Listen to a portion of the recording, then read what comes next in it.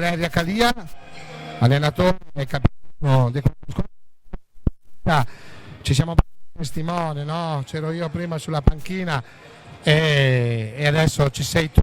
Intanto ti auguro di passare al microfono il più Grazie Massimo, se sono qui effettivamente è grazie a te che mi hai dato per primo l'opportunità di venire a giocare in questa squadra e dopo 5 anni con te sono cresciuta tanto, sicuramente sono maturata a livello di giocatrice, di persona e adesso ho questa nuova avventura da allenatore e sono felicissima e ti ringrazio. Io ho visto una squadra rispetto all'anno scorso, visto che parliamo di testimone, migliorata. Non siamo riusciti a vincere la partita, ma non avevamo mai recuperato da un 2-0, ad esempio. Già questa è una cosa nuova. Sì, è vero, effettivamente non abbiamo mai mollato e anche sotto di 2 gol ho visto una squadra che ha risposto a quello che io stavo chiedendo.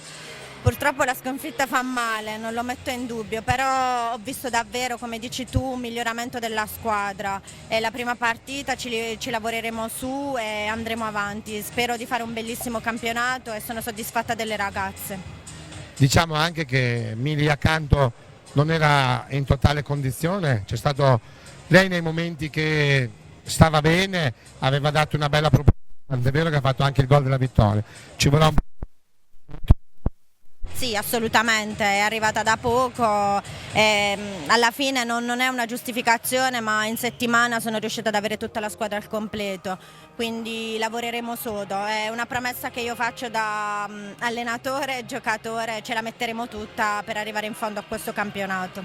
Ultima domanda, un campionato tutto nuovo, un po' un'incognita, diciamo che qui a Scandiano siamo partiti bene, bellissima partita, spalti gremiti, ma che campionato avrà? Sicuramente quest'anno è un campionato totalmente diverso, non vedo nessuna squadra debole, vedo tutte le squadre non dico allo stesso livello ma quasi, quindi sarà un bel campionato, mi aspetto davvero un bel campionato. Forza Valeria e andiamo avanti.